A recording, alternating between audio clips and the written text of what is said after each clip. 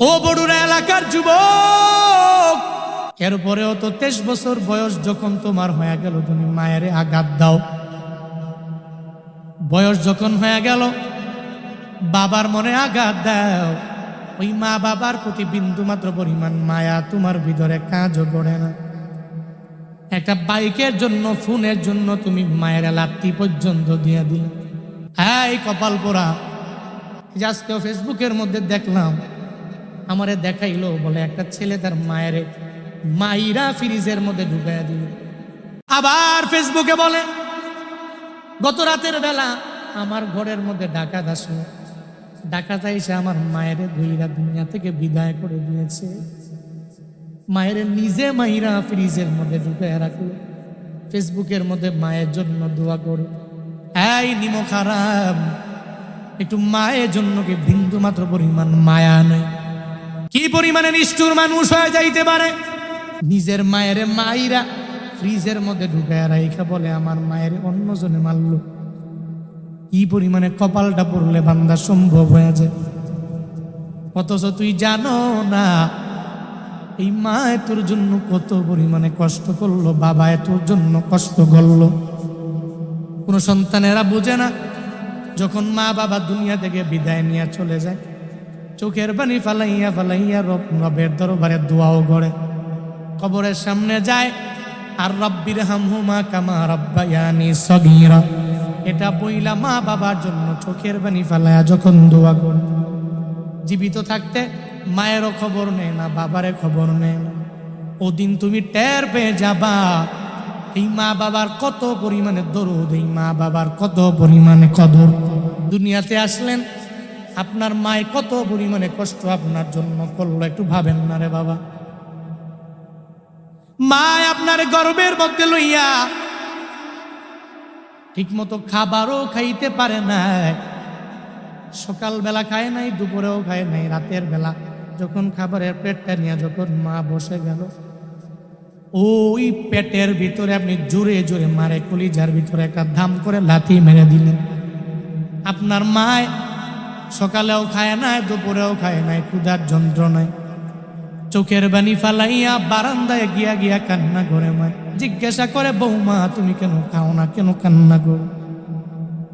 তোমার ব্যাপারে মায় বলে নাই, সন্তানটা আমারে কলিজার মধ্যে জোরে জোরে লাথি মেরে দিল, এটা বলে নাই। বারান্দায় গিয়া দাঁড়াইয়া চোখের পানি ফালাইয়া ফালাইয়া মায় কান্না করে।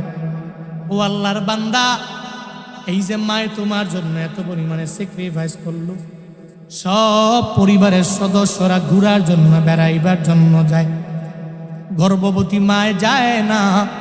মারে যায় যখন বারবার আবদার জানায়, স্বামীয়ে জানাই, বিবি আমার একটু চলো না ঘোরার জন্য যাই, বলে সন্তানটাকে গর্ভের মধ্যে নিয়ে সব জায়গায় যাওয়া যাবে না, আমার সন্তান বড় ক্ষতির মধ্যে পড়ে যাবে।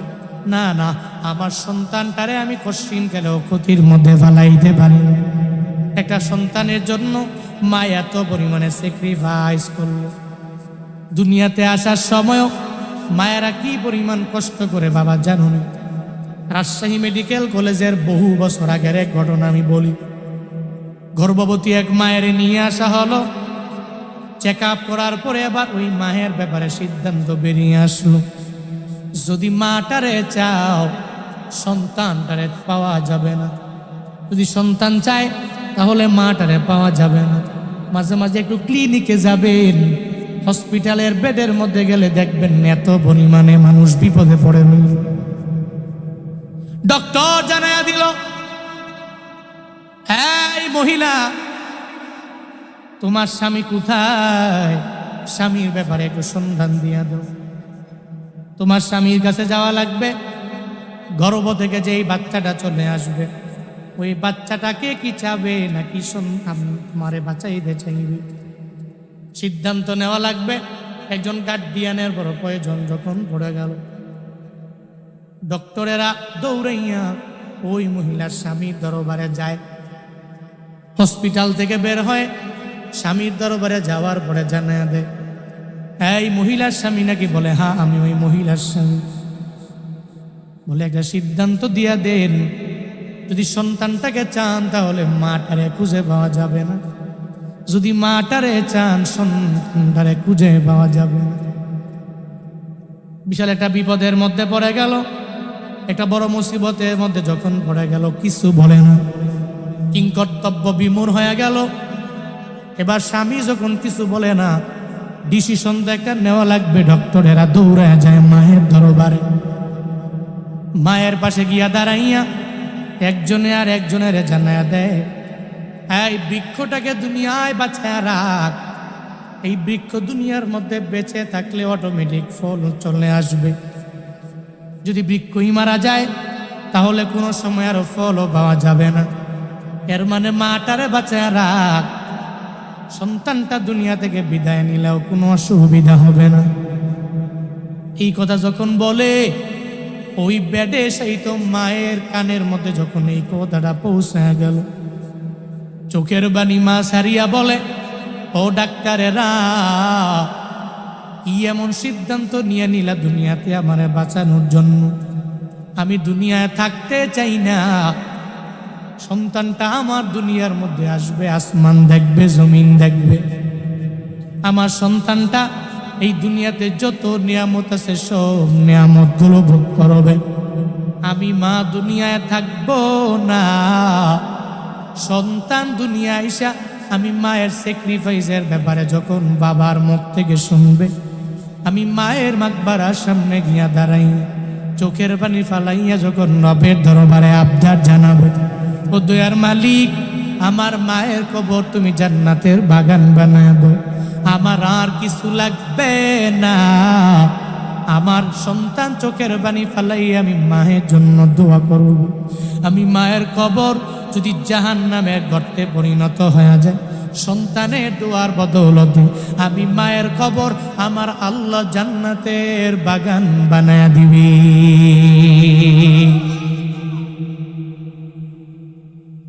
মা জানায়া দিল। এবার মাটা দুনিয়া থেকে বিদায় নিয়ে চলে গেল, সন্তান দুনিয়ার মধ্যে চলে আসলে। বাবা, এত পরিমাণে কষ্ট ডেলিভারির সময় কত মায়েরা দুনিয়া থেকে বিদায় নিয়ে যায়। আমার মায়ার নবী কত পরিমাণে এতিম, যেই মায়ার নবীর মতো এতিম কেউ নাই। এত পরিমাণে মদিনাওয়ালা নবী মায়ার নবী এতিম হয়ে গেল। এই এতিমেরা যারা মা বাবা হারাইয়া পরিপূর্ণ এতিম হয়ে গেলেন, বাড়িতে যাওয়ার পরে যারা মায়ের আদর পায় না, মারে মা বলে ডাকতে পারে না, এত পরিমাণে মারে হারাইয়া নিজের দুর্বল বানায় ফেলে। ওরা জানে যে মারে হারাইলো ও মায়ের কদর বুঝতে পারবে, যে বাবারে হারাইয়া ফেললো ও বাবার কদরটা পরিপূর্ণ বুঝতে পারবে। মায়ার নবী আমার কি পরিমাণে এতিম জানুনি রে বাবা। রহমাতুল্লিল আলামিন ছোটবেলায় যখন দুনিয়াতে আসলেন আমার নবী, মা আমেনার ঘরে দাদা আব্দুল মুত্তালিব ধাত্রী খোঁজার জন্য রাস্তায় দাঁড়ায় রইল। সকাল চলে গেল, দুপুরও চলে গেল, বিকাল হয়ে গেল, কোনো ধাত্রী আমার নবীরে নিতে যায় না। কেন নিতে চায় না? তার বাবা দুনিয়ায় নাই, যার কারণে তারে নিতে চায় না বলে টাকা পাবো না। মায়ার নবী পরে আছেন, শেষ মুহূর্তে দুধমা হালিমা আমার মায়ার নবীরে নিয়ে গেল। ওই হালিমার কপাল কত ভালো রে, যার দুগ্ধ আমার মদিনাওয়ালা নবী পান করার মাধ্যমে তার সম্মানটা এত পরিমাণে দুনিয়ার মধ্যে বাড়ায়া দিন। আজও আমার মায়ার নবীর দুধমার নাম দুনিয়ার সব নবীর উম্মতেরা নেয়। যখনই নেয় হালিমার জন্য সুন্দর করে মুনাজাতের মধ্যে দোয়া করে, বন্দারে ওই হালিমার কপালটা এত পরিমাণে খুলে গেল, আমার মায়ার নবীরে নিয়ে চলে গেল। নেওয়ার পরে নবীর একজন দুধ বোন ছিল, এই দুধ বোনের নাম হলো সায়েমা। কি নাম? সায়েমা একজন দুধ বোন। মদিনাওয়ালা নবী একটা স্তন থেকে নবী দুগ্ধ পান করে, আবার সায়েমার জন্য আর একটা স্তন রেখে দেয়। এবার যখন সায়েমা নবীরে নিয়া বিকেলবেলা যখন যায় মেষ চড়াইয়া, এরপরে মায়া নবীরে ঘুম পাড়ানি গান গাওয়ায়, নবীরে ঘুম পাড়াইয়া দেয়।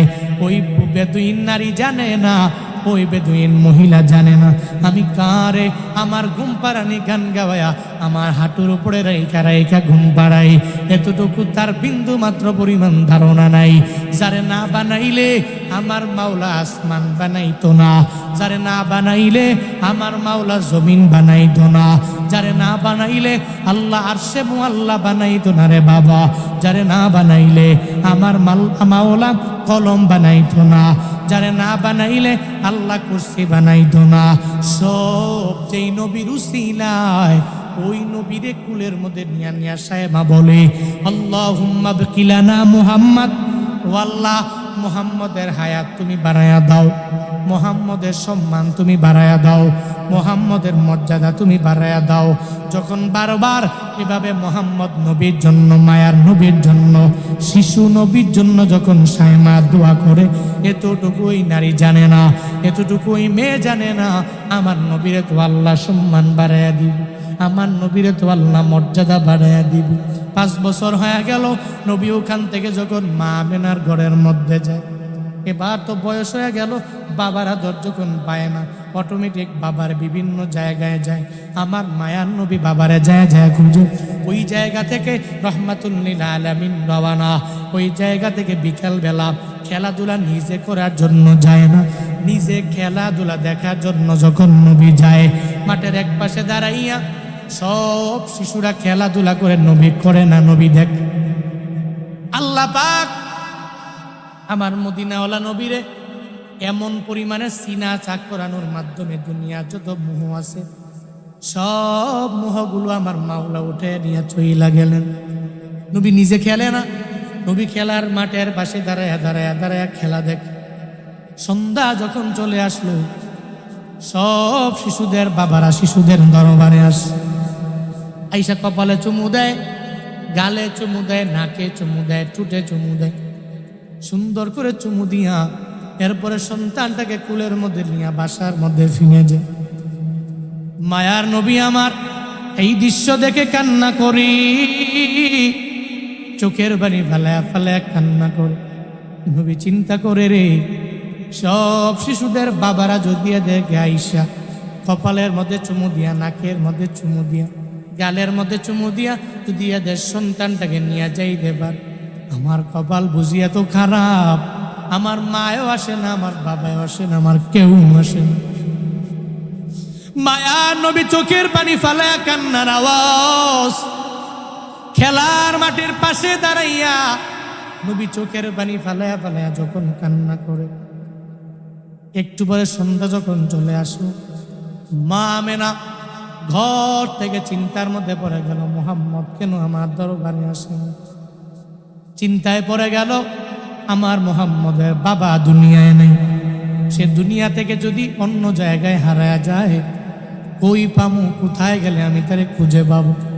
মা আমেনা ঘর থেকে বের হলেন, বের হয়ে শিশুদেরকে জিজ্ঞাসা করে, মুহাম্মদের তোমরা দেখছো? বলে মুহাম্মদের নাম জানি না, তবে একজনের দেখছি খেলার মাঠের কোনায় দাঁড়ায় দাঁড়ায় চোখের পানি ফেলায় ফেলায় কান্না করে। মা আমেনা দৌড়ে যায়, যখন রহমাতুল লিল আলামিন শিশু নবীরে পাওয়া যায়, যা বলে মুহাম্মদ রে, ও বাবা, মুহাম্মদ রে, ও বাবা, কে তোমার এই বিকাল বেলায় মারলো? কে তোমার মনে আঘাত দিল? তুমি চোখের পানি ফালায় ফালায় কেন কান্না করো? আমি মায়ে জানি না। আমার মায়ার নবী কয়, ও মা আমার, আমি চোখের পানি ফালায় কান্না করি, কেউ আমারে মারে নাই। সব শিশুদের বাবারা বিকাল বেলায় এদের দরবারে আসলো, কপালের মধ্যে, নাকের মধ্যে, গালের মধ্যে চুমু দিয়ে এদের বাসায় নিয়ে গেল।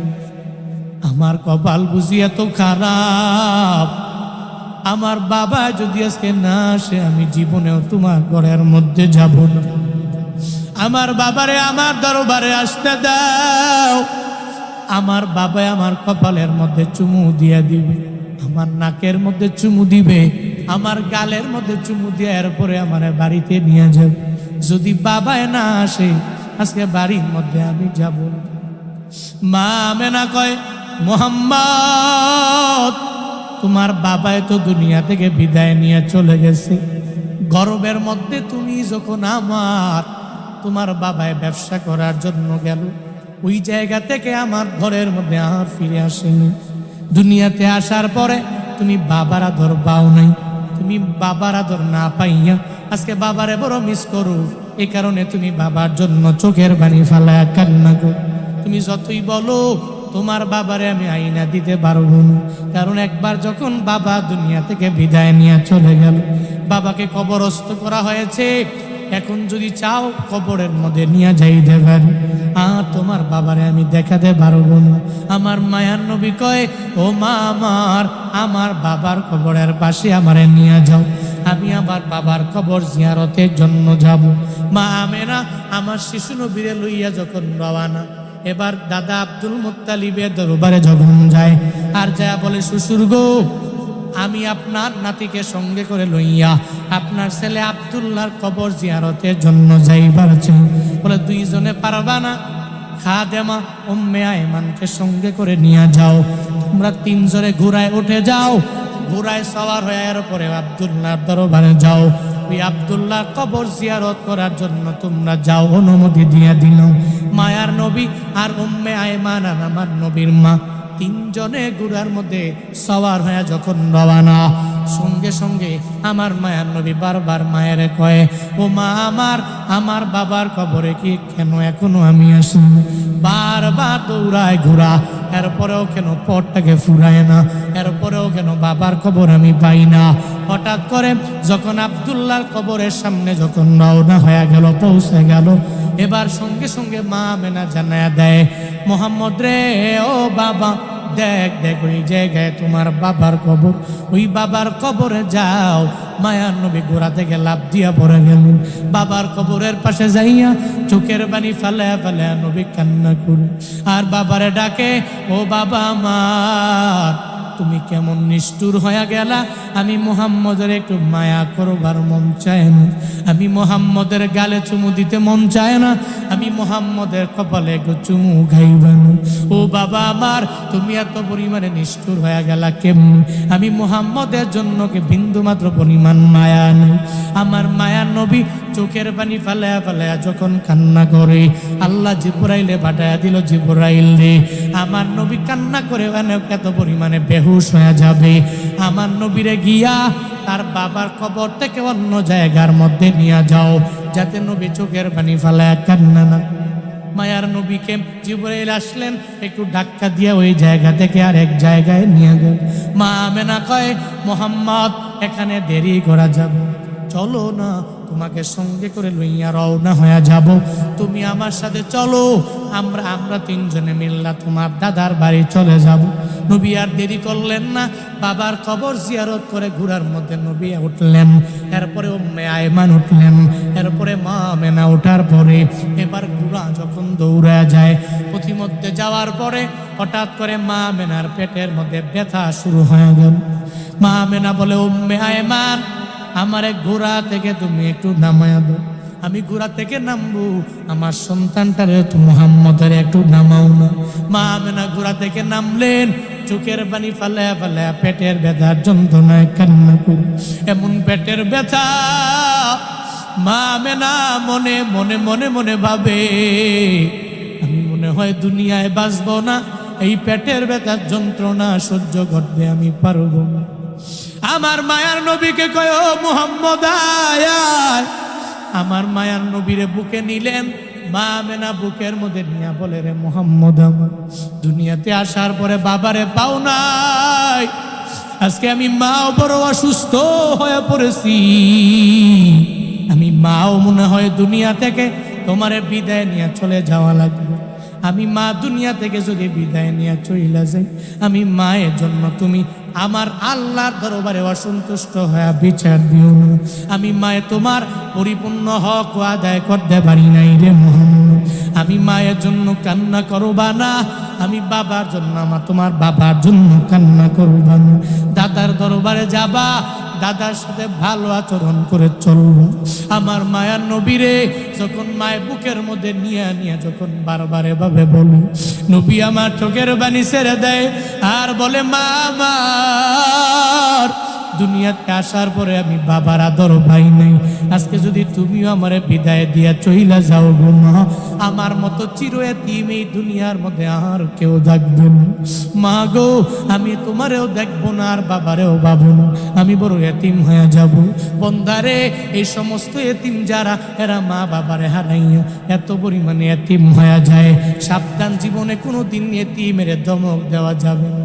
এরা যদি মা বাবা হারায় ফেলে, ওই মা বাবা হারানো এতিমটারে ধমক দিবা না, বরং এদের কপালের মধ্যে যে একটা চুমু খাইয়া এতে সুন্দর করে মাথার মধ্যে হাতটারে বুনাইয়া দাও।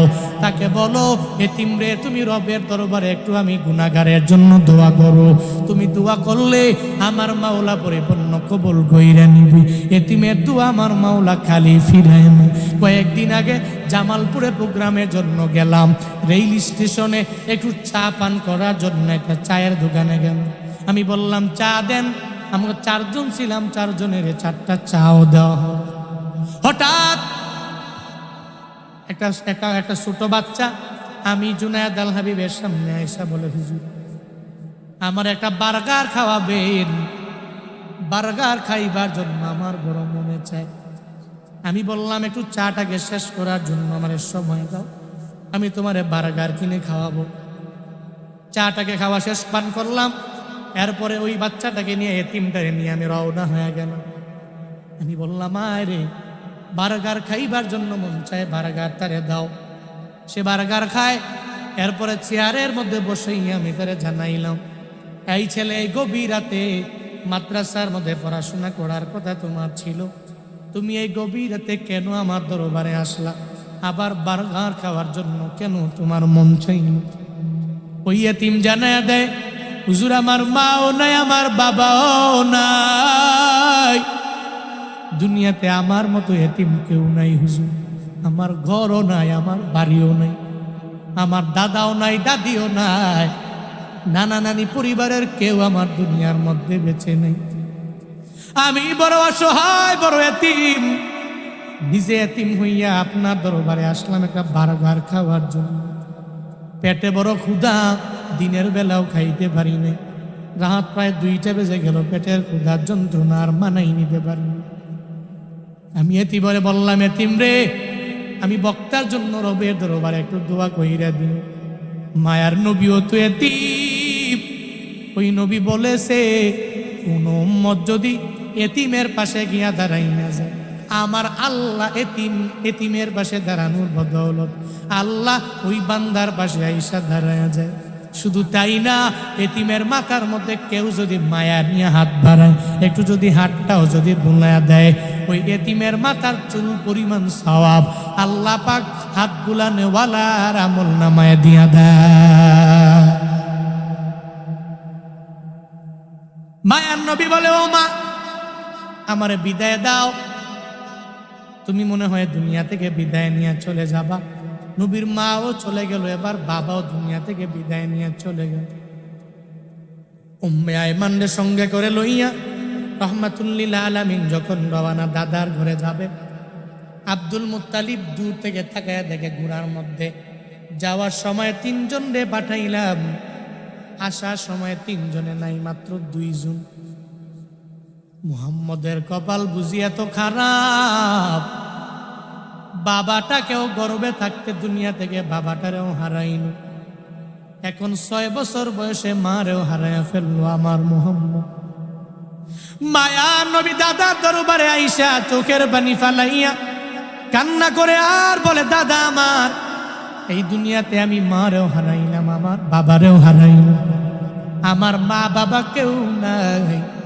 দাদা গো, আপনি আমার গার্ডিয়ান হয়ে গেলেন এই দুনিয়াতে। দাদা, আপনি আমার সব, কারণ আমি মায়ের আদর পাবো না, বাবার আদর পাবো না। হ্যাঁ ইয়াতিমেরা, যারা মা বাবা হারাইছো, চিন্তা করিও না, তোমার চাইতে আমার মায়ার নবী বড় এতিম ছিল। মনে রাখবা, এখন যারা মা বাবারে পাওয়ার পরেও ঠিক মতো কদর করতে পারলা না, ওই মা বাবার দোয়া নিয়ে যারা চলতে পারে না, ওই মা বাবার মনে যারা বদদোয়া নিয়ে আঘাত দিয়ে আগায়া যাও, মনে রাখবি যুবকেরা, যেদিন মা বাবা দুনিয়া থেকে বিদায় নিয়ে চলে যাবে, মাকবারার সামনে গিয়া দাঁড়াইয়া চোখের পানি ফেলায় কান্না করলেও মায় তোমার ডাকে সাড়া দিবে না। চোখের পানি ফেলায় কান্না করলেও বাবা জীবনে কোনোদিন তোমার ডাকে সাড়া দিবে না। এখনো সময় আছে, ওই মা বাবার দোয়া নিয়ে বান্দা আগায় যাও। পৃথিবীতে যেই যেই মনীষীরা বড় দাবি হয়ে গেল, এরা মা বাবার দোয়ার বদৌলতে হয়ে গেল। ছোট্ট একটা ঘটনা বলি। কাবা শরীফের একজন ইমাম আছে, ওই ইমামের নাম আব্দুর রহমান আস-সুদাইসি। যার নাম আব্দুর রহমান আস-সুদাইসি কাবার বড় ইমাম হয়ে গেল। এই আব্দুর রহমান আস-সুদাইসি রে সাংবাদিকেরা এসে জিজ্ঞাসা করে, এই আব্দুর রহমান আস-সুদাইসি কাবার ইমাম কেমনে হয়ে গেলেন? কি আপনার ইলিম আছে? কি পরিমাণে আমলের পাওয়ার? কাবার ইমাম জানায়া দেয়, এই আমি এত পরিমাণে ইলমের পাওয়ার নিয়ে কাবার ইমাম হতে পারি না।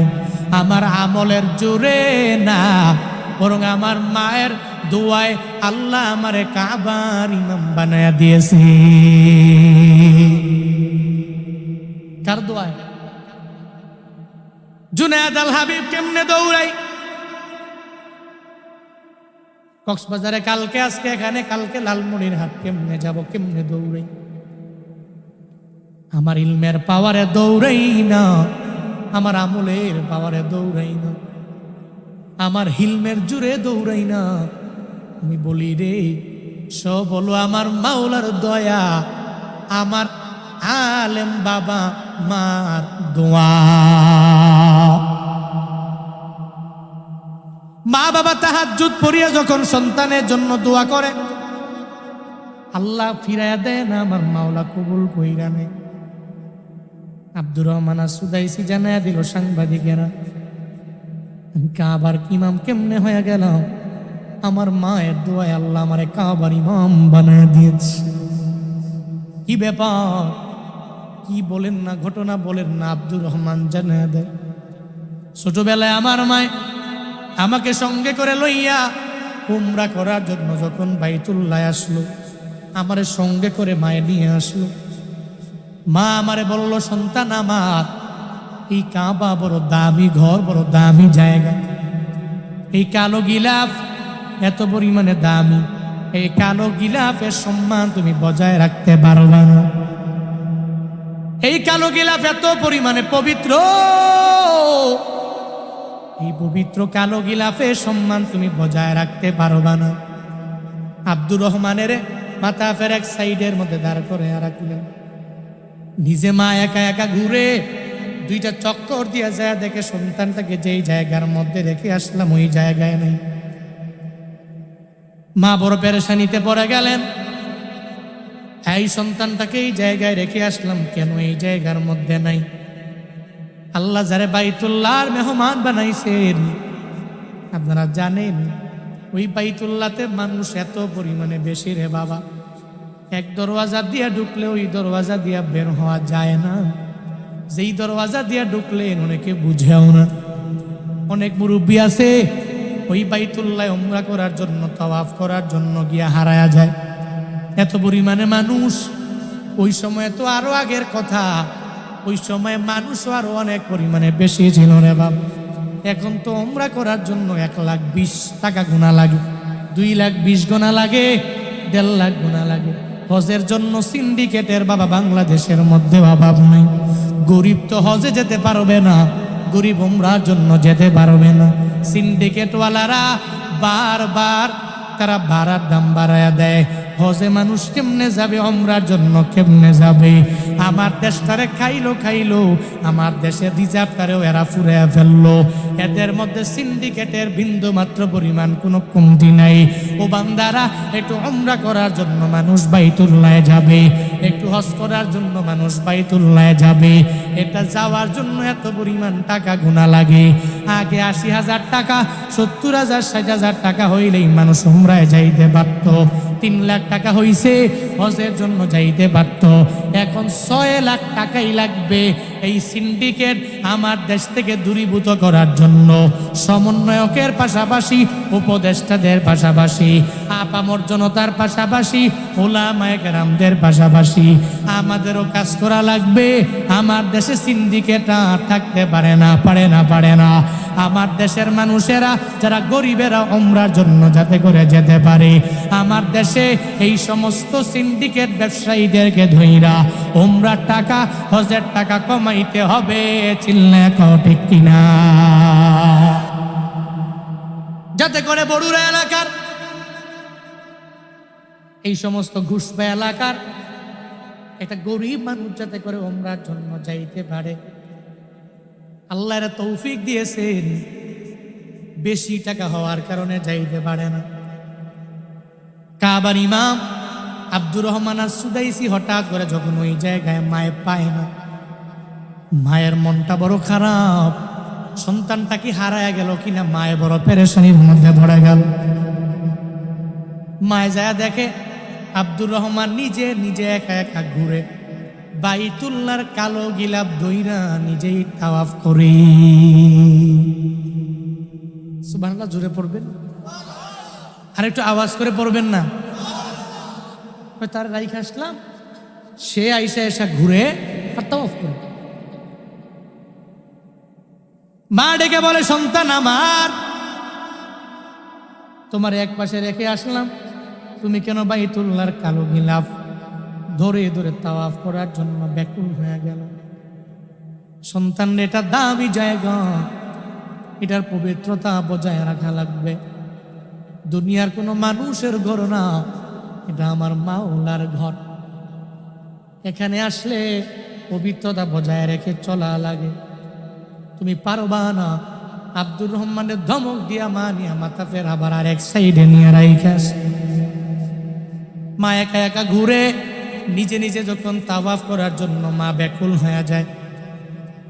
আবার দুইটা চক্কর দেওয়ার পরে মা যাওয়ার পরে দেখে আব্দুর রহমান ওই জায়গায় নাই। মার বসতে বাকি নাই। আব্দুর রহমান আবার একা একা ঘুরে ঘুরে তাওয়াফের জন্য মা আব্দুর রহমান ব্যাকুল হয়ে যায়। মা দৌড়ে গেলেন, আর যা দেখে আব্দুর রহমান একা একা ঘুরে একা একা তাওয়াফ করে। মা জানায় দে, আব্দুর রহমান, তোমারে বারবার মাথা ফের এক সাইডের মধ্যে রাইখা আসলাম, কিন্তু কেমন হয়ে গেল? তুমি কেন বারবার তাওয়াফের জন্য ব্যাকুল হয়ে যাও? কেন রে? তুমি তাওয়াফ করার জন্য এই গিলাফের সামনে আসো। তোমার কি রবের ভয় নয়? পবিত্রতা বজায় রাখতে না পারলে গুনাহ হবে। আব্দুর রহমান জানায় দেয়, মা, দুনিয়াতে যত ঘর আমি দেখেছি, কোন ঘর দেখে এত পরিমাণে আমার অন্তরটা জুড়ে যায় নাই গো মা। কিন্তু এই বাইতুল্লাহ যখন দেখেছি, এই বাইতুল্লাহর প্রতি এত পরিমাণে মায়ায় পড়ে গেল। এই বাইতুল্লাহ এত সুন্দর লাগে, মারে আমারে বারণ করিও না, আমারে নিষেধ করিও না।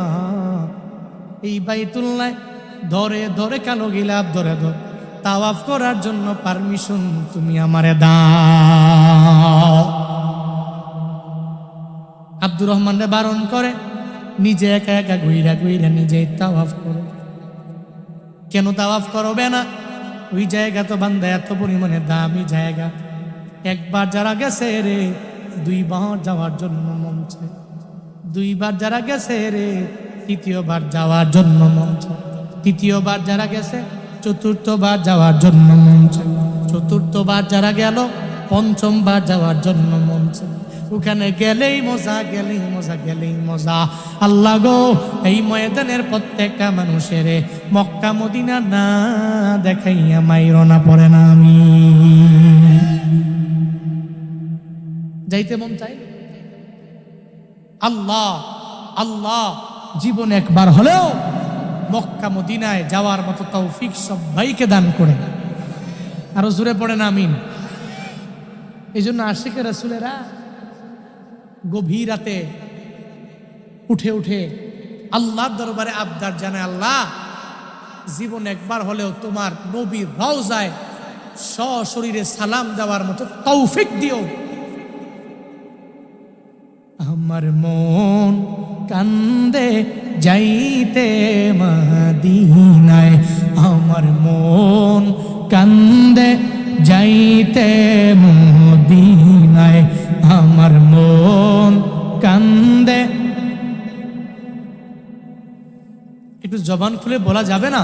আমার মন কান্দে যাইতে মদিনায় আমার মন।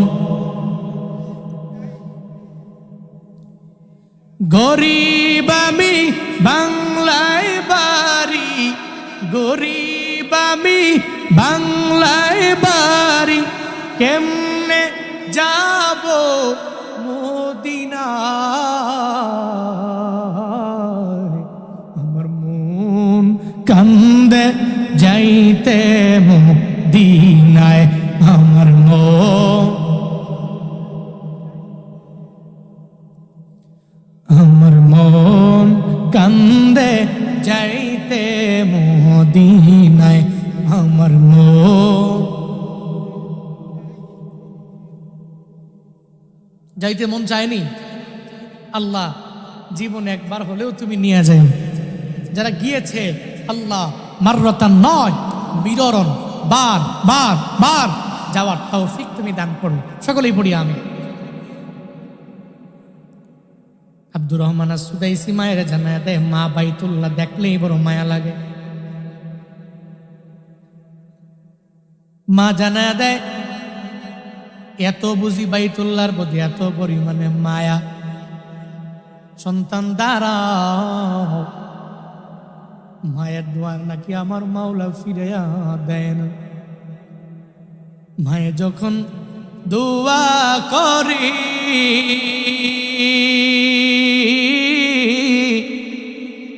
চলে যায় আরশ তরে, সাথে সাথে কবুল হয় ফল দেখিতে পাও, সাথে সাথে কবুল হয় ফল দেখিতে পাও। মায়ের দোয়া লোহে মুমিন, মায়ের দোয়া লও, মায়ের দোয়া লোহে মুমিন, মায়ের দোয়া লও। বিপদে পড়বে না তুমি যখন যেথায় যাও, বিপদে পড়বে না তুমি যখন যেথায় যাও। মায়ের দোয়া লোহে মুমিন, মায়ের দোয়া লও, মায়ের দোয়া লোহে মুমিন, মায়ের দোয়া লও। আমার নবী করেন ঘোষণা,